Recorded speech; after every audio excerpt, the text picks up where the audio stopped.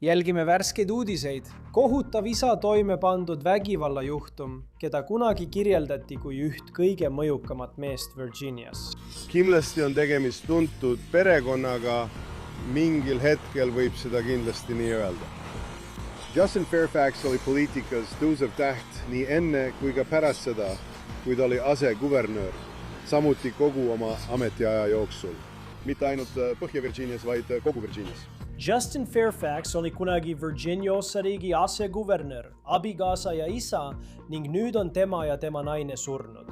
Nii palju kui ma praegu aru saan, andis endine aseguvernöör Fairfax hiljuti kätte mõned dokumendid, mis olid seotud eelseisva kohtumenetlusega. See on On the Case, mida esitleb Law and Crime. Mina olen Chris Stewart.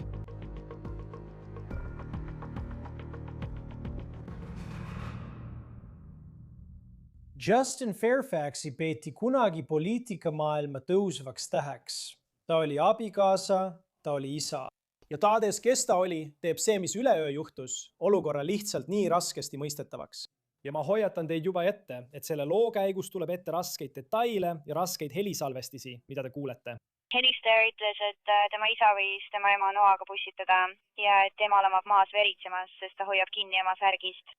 Umbes minut tagasi oli ta hirmunud. Ma ei tea, kus tema isa praegu on.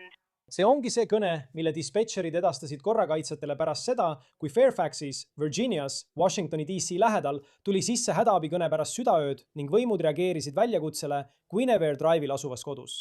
Tundub, et mõrv toimus keldris. Mulle kirjeldati seda kui valmis, kuid samas lõpetamata keldrit selles majas.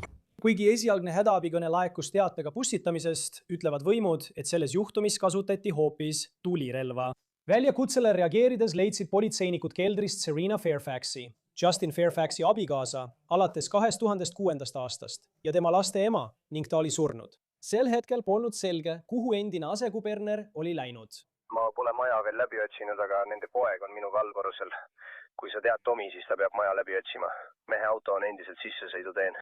Nüüd tundub, et politsei otsis Fairfaxi koduümbrust, otsides endist poliitikut. Pole selge, kas nad teadsid tol hetkel, kes ta oli, pärast seda, kui nad leidsid tema naise surnuna keldrist. Tegemist on 45-aastase teadvuseta inimesega, kes ei hinga. Otsime mustanahalist meest, 155 cm pikk, habemeta. Umbes 15 minutit pärast esimest kõnet leidsid võimud Justin Fairfaxi surnuna magamistoast. 431 alfa, meil on veel üks inimene üleval, korrus on varamistoas maas. Selge, 7023. Ma arvan, et see ongi meie subjekt. Tal on relv kaasas, ise tekitatud laskehaav pähe. Justin tulistas ja tappis oma naise. Ta jooksab kodus üles trepist pea magamistuppa ja tulistab end seal ilmselt ning tapab ennast. Politsei sõnul tappis endine asekuberner oma abikaasa, kellega ta oli olnud umbes 20 aastat abielus, doktor Serena Fairfaxi, kes oli hambaarst. Nad kohtusid Duke'i ülikoolis õppides. Nad olid abielus alates 2006. aastast, peaaegu 20 aastat. Neil on 2 teismelist last ja just nende poeg helistas hädaabinumbrile 911. Sellisel loole pole kunagi mõistlikku seletust, olenemata sellest, kes on seotud. Kuid politsei sõnul olid Fairfaxid lahutamas ja see paistis olevat keeruline protsess.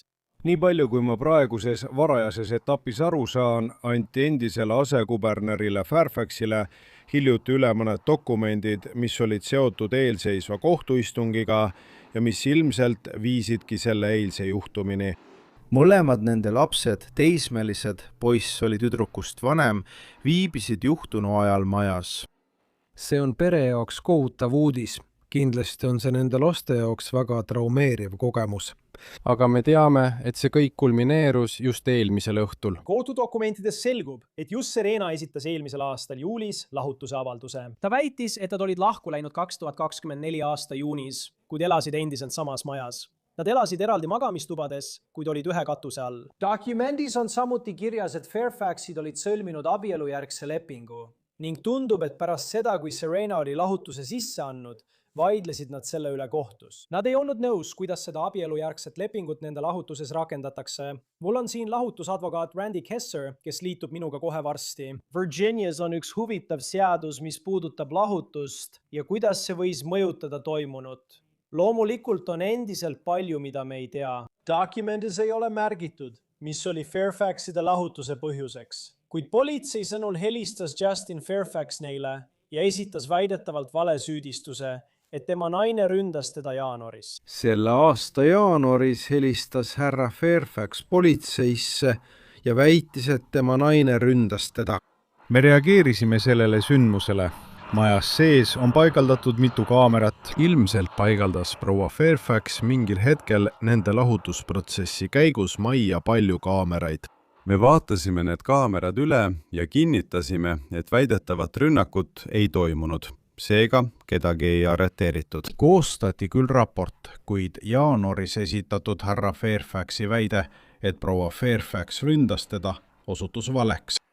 Politsei sõnul ei esitatud Fairfaxile selles olukorras valeavalduse tegemise eest süüdistust. Politsei sõnul olid Fairfaxi kodus kaamerad, milles Serena oli üles pannud lahutusprotsessi ajal. Ja politsei sõnul kasutatakse neid kaameraid selles juhtumis tõenditena, sest nad ütlevad, et kaamerad salvestasid ka eelmisel õhtul, kui need lasud tehti. Noh, ma tean, et nad elasid koos, kui te olid lahus. Ma tean, et lahutusprotsess on käimas ning kohtusse ilmumised on juba väga lähitulevikuks kavandatud. Ma tean, et talle anti hiljuti mõned dokumendid üle. Ilmselt näitasid need dokumendid, millal ta peab järgmisena kohtusse ilmuma. See võis olla tõukeks. Tead, detektiivid saavad aru, mis sellele tragöödiale siin eelnes. Jälle on ema maha lastud ja tapetud, võetud oma laste juurest ning siis võtab ta endalt ise elu. Justin Fairfax oli Virginia asseguvernör Demokraatliku partei kuberneri Ralph Northamin alluvuses aastatel 2018 kuni 2022. Fairfax oli alles teine afroameeriklane, kes kunagi on valitud kogu osariigi valitavale ametikohale Virginias. Tema karjääris suurim skandaal tuli 2019. aastal, kui 2 naist süüdistasid Fairfaxit seksuaalses kallaletungis, mis nende sõnul toimus aastatel 2000 kuni 2004. Fairfax eitas neid süüdistusi seoses juhtumitega, mis toimusid enne tema abiellumist.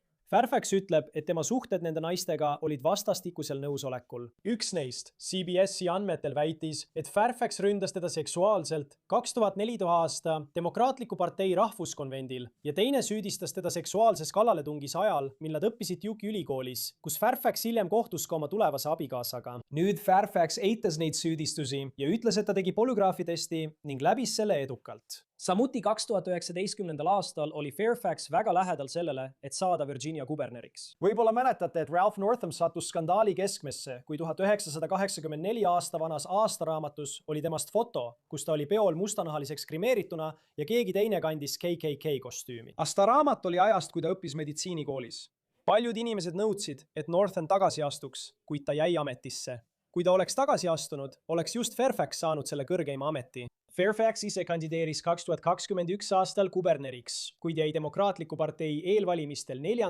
ja lahkus seejärel avalikust ametist. Kui Fairfax oli eraelu naasnud, ütlevad politsei andmed, et ta läks erapraksisesse. Ja üks tema viimaseid Facebooki postitusi aastast 2024 mainib, et ta esindas 7 2019. aasta massitulistamises Virginia Beachi munitsipaalhoones hukkunud ohvri perekondi 12. See on üks USA ajaloo ohvrite rohkemaid töökohal toimunud tulistamisi. Ja selles postituses mainiti, et Justin soovis rohkem vaimse tervise teenuseid neile, keda tulistamine mõjutas. Veel üks märkus tema lahutuse kohta. Meie käsutuses olevad dokumendid näitavad, et tema naine palkas advokaadibüroo, et teda lahutusprotsessis esindada. Fairfax paistab endisse esindavat. Meiega liitub nüüd pereõiguse advokaat Randy Kessler, kes aitab meil mõista selle väga keerulise loo keskmes olevaid detaile. Aitäh, et leidsite täna aega. Tiit, ma lugesin seda dokumenti ja tundub, et Fairfaxide lahutus oli pehmelt öeldes väga segane ja kestis veel. Mida teie selles dokumendis nägite, kui selle läbi lugesite? Teate, ma ei ole kogu toimikut näinud, aga sellest, mida lugesin, jäi mulje, et see oli keeruline lahutus. Ja keeruliseks tegi selle osalised ka asjasse puutuvad seadused, eks ole. Virginias peab näib olevat aasta aega lahus elama. Paljudes osariikides on reeglid, mis ütlevad, et me ei usu, et te tõesti soovite lahutust. Me tahame olla kindlad, et te tõesti soovite lahutust. Te peate olema aasta aega lahus, enne kui me teile lahutuse anname. Ja võib-olla oli see heade kavatsustega. Enamik seadusi on heade kavatsustega. Ma olen praegu siin Chris ABA perekonnaõiguse sektsiooni koosolekul Washingtonis, kus me räägime erinevate osariikide seadustest ja võrdleme neid. Ja paljud inimesed nõustuvad, et kui sa üritad panna inimesi koos püsima, arvates, et see paneb nad abielusse jääma, siis lõpeb see selliste asjadega, eks. Me oleme täiskasvanud.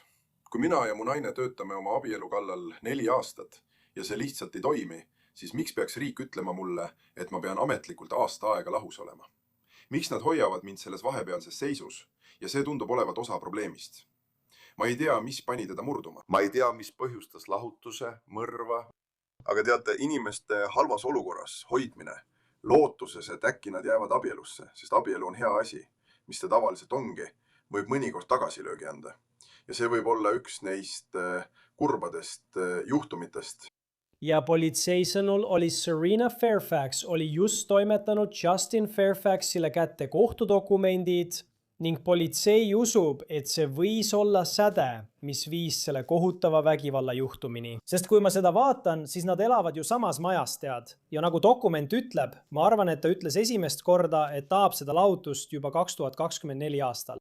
Ja nii ongi. Neil olid küll eraldi magamistoad, aga nad elasid samas majas. Ja tundub, et sellest, mida me teada saame, oli see väga pingeline suhe, leebelt öeldes. Kuidas on võimalik, et inimesed saavad elada sama katuse all, aga samal ajal käivad nende vahel juriidilised protsessid? Jah, see kõlab hullumeelselt. Ja vaata, mul on õnne, et meil on, kui nii võib öelda, korralik lahutuste praktika, kus enamik meie klientidest suudab endale lubada teise elukoha leidmist. Enamik inimesi ei saa seda endale lubada. Need inimesed ilmselt suudaksid seda endale lubada, ma ei tea, kas nad saavad või ei saa, aga see pole haruldane. Tegelikult on väga tavaline, et esitatakse lahutusavaldus, aga majast ei kolita välja. Sest keegi ei taha lahkuda majast, kus lapsed on. On ju nii? Ma lahkun majast, aga siis jätan oma lapsed sinna või ma lahkun majast. Aga tavaliselt tuleb need asjad välja mõelda. Milline saab olema laste hoolduskorraldus? On hirmutav lahkuda majast ilma garantiita, et saad oma lastele või oma asjadele ligi. Nii et tihti alustavad inimesed protsessi. Teate, kui me alustame lahutusjuhtumeid, siis sageli soovitamegi, et te oleksite majast väljas. Me tahame, et klient oleks oma abikaasast eemal, sest see on ohtlik murdepunkt. Kui keegi saab kätte lahutuspaberid, siis see on avaldus, et inimene, keda sa armastad, kellest hoolid ja kellega otsustasid kogu elu koos olla, on sind tagasi lükanud. Nii viisakalt kui võimalik, nii rahulikult ja lihtsalt kui võimalik, ütleme välja, et see saab olema lihtne lahutus. Pole halbu tundeid. See lihtsalt ei sobi meie kliendile. Pole lihtsalt viisakat viisi öelda, ma ei taha enam sinuga abielus olla. See on lihtsalt kõige solvavam hoop näkku. Ja mõnikord reageerivad inimesed karmilt. Enamiku inimeste jaoks on see emotsionaalselt väga kohutav olukord. Iga natukese aja tagant jõuavad 2 inimest selleni samal ajal. Ja see on lihtsam, kuigi mitte kunagi kerge protsess. Ja selle eest ma palvetangi, kui kliendid sisse astuvad. Ma loodan, et nad ütlevad, mina ja mu abikaasa oleme mõlemad nõustunud, et me ei peaks koos olema. Me peame lihtsalt välja mõtlema, kuidas vara jagada ja laste hooldusõiguses kokku leppida. See on minu unistuste klient, kes sisse astub. Kahjuks pole selliseid palju. Ja me peame ootama, kuni mõlemad aksepteerivad, et tuleb lahutus. Nii et selles lahutusdokumendis räägitakse PNA-st. Ma eeldan, et see on abielueelne leping, abielueelne kokkulepe, mis neil oli. Selles olukorras... Tegelikult, Chris, ma arvan, et seda nimetati abielujärgseks lepinguks, sest nad olid juba abielus. Õige, see on loogiline. Olgu. Jaa. Mis see on? Kuidas see siis nagu juriidilises mõttes toimus? Me rääkisime sellest ooteperioodist, kus PNA-s oli kirjas, et ta ostab tema maja osa välja ja seal olid mõned asjad, mis olid seotud hüpoteegimaksetega ning siis ta vaidlustas seda. Ja siis ilmselt jaanuaris ta tegelikult võitis selle osa, vähemalt tundus nii. Kas sa saaksid, kui keegi, kes neid dokumente kogu aeg loeb, mina kindlasti ei loe, seletada, mida ma seal tegelikult loen? Nii et juriidilisest ja intellektuaalsest vaatenurgast oli see väga huvitav. Kõigepealt me kõik teame, mis on abielueelne või abieluvaraleping. Enne abiellumist otsustate, kuidas raha jagatakse. Lapsi ei saa ette ära jagada, sest olukorrad muutuvad. Keegi, kes täna on hea lapsevanem, ei pruugi seda homme enam olla. Aga raha jagamise otsustate ette ära. Abielujärgne leping teeb sama asja. See lihtsalt allkirjastatakse pärast abiellumist, pärast pulmi. Nii et abielujärgse leping võib allkirjastada päev pärast pulmi või 10 aastat hiljem. Ning see määrab, kuidas vara jagatakse. Mis mulle selle teema juures intellektuaalset huvi pakub, on see, et Virginias peab enne kohtuniku lahutuse andmist olema teatud aja lahus elatud. Ja kohtunik leidis, et kuna nad sülmisid abielujärgse lepingu, milles öeldi, et me allkirjastame selle, sest proovime oma abielu toimima saada, aga kui see ei õnnestu, siis jagame vara nii. Seetõttu ei olnud nad kehtivas lahusoleku perioodis. Nii et ta pööras abielujärgse lepingu justkui pea peale, öeldes, et te ei saa veel lahutust, sest näitasite, et olite valmis uuesti proovima. See oli päris huvitav. Ma ei usu, et olen seda varem näinud, eriti kuna Georgias ei pea ootama mingit perioodi. Kui tahad lahutust, siis otsustad selle ära ja saad lahutatud. Noh, sest mulle meeldib ka see juriidiline pool, see intellektuaalne edasi-tagasi arutelu. Aga siis on nagu, täna politsei ütleb, et oli selline kõne. Januaaris, mis oli umbes samal ajal, see on see kuu, kui kohus tegi otsuse selles konkreetses küsimuses. Kus Justin Fairfax väidetavalt süüdistas Serena Fairfaxi tema ründamises, kuid tema oli majja kaamerad paigaldanud ja politsei vaatas need üle. Rünnakuid ei toimunud. Nad ütlevad, et tõendite latt on üsna kõrgel, et näidata, et keegi esitas politseile valeavalduse või midagi sellist. Seega talle süüdistust ei esitatud. Aga ongi nii, et kuidas kohtusüsteem siis sellele vaatab ja ütleb, et jah, meil on see ooteperiood, millega me peame kuidagi tegelema. Aga samal ajal tundus see lihtsalt ohtlik olukord, vähemalt kõrvalt vaadates, kui midagi sellist toimub. Ja ometi lubatakse neil ikkagi selles olukorras edasi elada. Ma mõtlen, et sa võid elada, kus tahad, aga neil lubatakse ikkagi samas kodus elada. See tundub lihtsalt, et siin on mõned ohumärgid, mis viitavad sellele, kuidas see asi kulges. Jah, ja need inimesed, kes võivad seda saadet või ülekannet vaadata, ma tahaksin nendega rääkida, kui nad kavatsevad saada seadusandjateks või hääletada teatud seaduste üle. Sest seadusandjad arvavad kõik, et kui panna inimesed ootama aasta aega lahutuse saamiseks pärast lahkukolimist, siis see aitab. Selles olukorras olid nad koos. Võib-olla ta ei saanud endale lubada välja kolimist. Ta ei saanud teada, kui sa saad kiirema lahutuse, siis sa tead, kui palju raha sul on, et välja kolida. Sa tead, kui palju aega saad lastega veeta. Jah, see oli ilmselgelt pingeline olukord. Igaüks, kes on esitanud abielu lahutusavalduse, muretseb, et see võib ühel päeval eskaleeruda. Keegi võib lihtsalt murduda või plahvatada. Lihtsalt see fakt, et siin on avaliku elu tegelane, keegi pole sellise käitumise eest kaitstud. Ja jah, oleks pidanud olema hoiatavaid märke, aga Chris, me ei saa seadust ühe juhtumi pärast muuta. Seadus selles juhtumis, see on seadus kõigil juhtudel. Te peate olema koos, te peate olema lahus aasta aega, enne kui me saame teile lahutuse anda. Kes? Ma arvan, et see edasi-tagasi võis mõjutada vara jagamist. See võis mõjutada ka lastega veedetud aega. Kahjuks, kuna mõlemad on surnud, ei saa me kunagi teada, milline nende elu oleks võinud olla. Aga jah, see on meil üks märk sellest, et mõnikord, ja ma tahan ka selgelt öelda, et enamik seadusandjaid tegutseb heade kavatsustega. Ja kui nad ütlevad, on ooteaeg, siis on sageli ka erandeid. Kui on perevägivald, kui on koduvägivald, saab seda perioodi lühendada.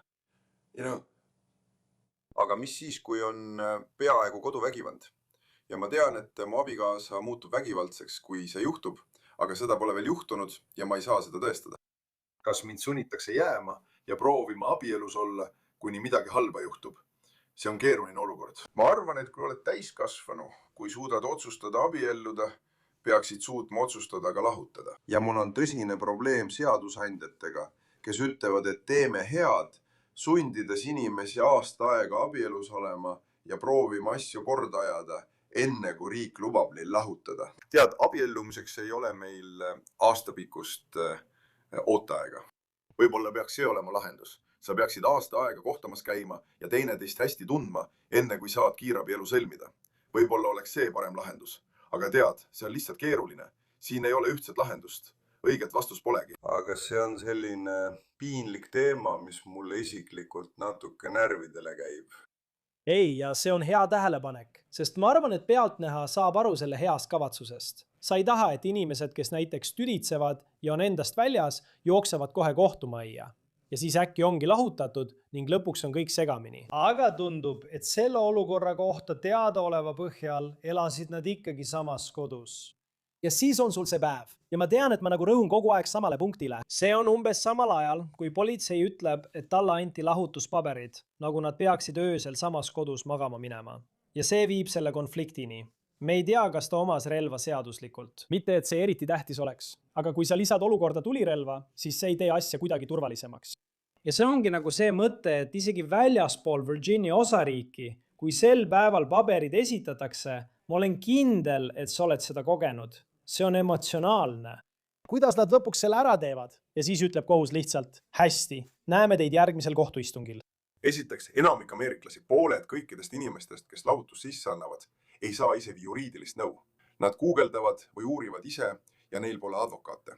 ma annan nüüd tasuta juriidilist nõu, mis minu arvates on väga väärtuslik.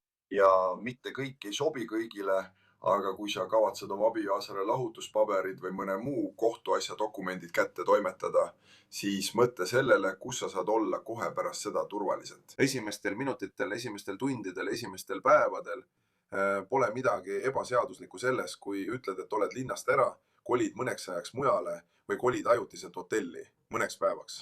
Kuni teine inimene seedib toimuvat ja suudab olukorraga ratsionaalselt toime tulla. Lihtsalt tead, kui me päästame sellega ühe inimese elu, siis on see suurepärane. Levitage seda infot. Aga jah, sul on täiesti õigus, Kris, kui sulle antakse kohtupaberid kätte, isegi kui sa peaksid seda ootama võib-olla sellepärast, et tead, et su abielu on halb või su abikaasa on sulle öelnud, et ta kavatseb seda teha. Miski ei saa sind siiski ette valmistada selleks, kui näed seda mustvalgel kirjas. Su abikaasa ei taha enam sinuga koos olla.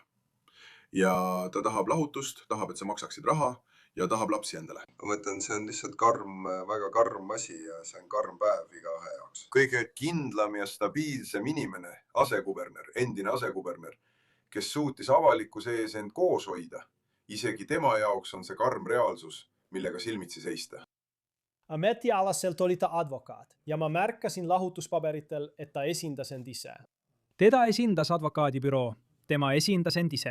Ma mõtlen ilmselgelt, ma usun, et ta tegutses erapraksises pärast avalikust ametist lahkumist. Ma mõtlen, see oli inimene, kes oli poliitikas tõeline tõusev täht. Oli 4 aasta jooksul Virginia valitsuses mitmes mõttes teine kõige mõjukam inimene.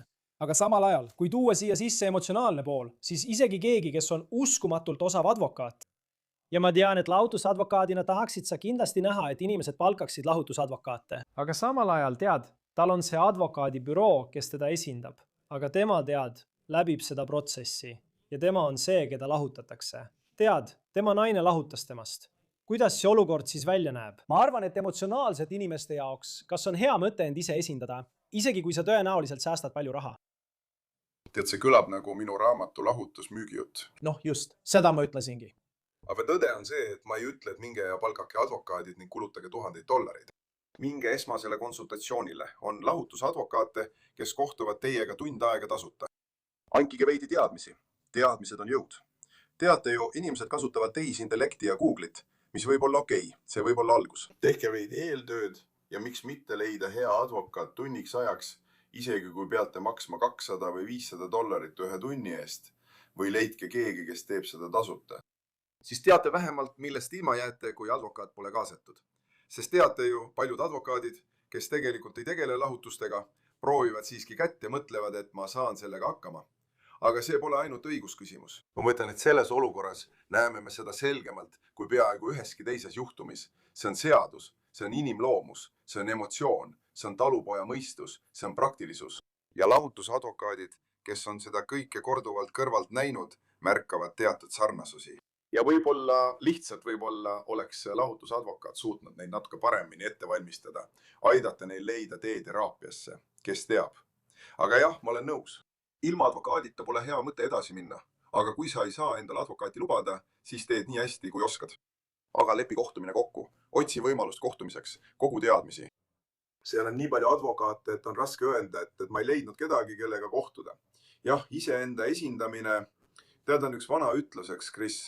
Kui esindad ise ennast, siis on sul loll klient. See on hea ütlus, jah, ja me näeme seda nii paljudes juhtumites. Ja ma kujutan ka ette, et kui sa pead ise kõiki neid erinevaid samme tegema edasi-tagasi, olles ise kohtuasjas osaline, siis sellega kaasneb emotsioonide tase, mida advokaadiga on lihtsam taluda, sest advokaat suudab olukorda kainema mõistusega hinnata. Ma ei tea, kui palju see kõik siin rolli mängis. Muidugi see on lihtsalt kohutav lugu täna. Tead, lihtsalt sellepärast. Mõtled ka perele. Lastele, see on raske. Sul on õigus, advokaadi omamine on nagu kontrollimehhanism. Vaata, see on osaliselt põhjus, miks meil on nii palju advokaate. Meie lahutusfirmas töötab 20 advokaati, nii et kui ma kuulen kellelgi midagi ja tahan kohe reageerida ning öelda, et jah, see on kohutav. Ma peadun, hingan korraks, räägin kolleegiga ja küsin, millist nõu ma peaksin andma. Kui sa teed selle üksi, siis pole kedagi, kellega arutada. Või kui see on sinu pereliige, ma mõtlen, su vanemad ütlevad, poeg, hoolitse enda eest. Sul on vaja kedagi objektiivset, kes ütleks, peatu. 5 aasta pärast vaatad sa sellele tagasi ja mõtled, kas ma käitusin õigesti. seega tuleb anda aega järelemõtlemiseks. Ja kui sul ei ole võimalik advokaati palgata, siis pöördu selle inimese poole, keda sa kõige rohkem usaldad. Kõige kannatlikuma inimese poole. Mitte äkilise, vaid kellegi poole, kes on kannatlik. Sinu preester, rabi, imaam, kes iganes see on, kes suudab sulle anda hetke, et hingata ja välja mõelda, mis on pikaajaliselt parim. See on raske olukord. Ja tead, see on keeruline olukord. On olemas ressursid, kasuta neid ressursse. Jah, väga hea tähelepanek päeval, mil paljud inimesed keskenduvad lahutuse teemale selle tõttu, mis juhtus Washingtoni lähedal. Randy Kessler, perekonnaõiguse advokaat. Alati on hea sind siin näha ja kuulda, et sa tood sellele konteksti Law and Crime saates. Aitäh, et mind kutsusid, Chris. See oli On the Case, mida esitleb Law and Crime. Tellige meid YouTube'is ja Spotify's. Samuti oleme voogedastuses Peacockis. Mina olen Chris Stewart. Kohtume järgmisel korral.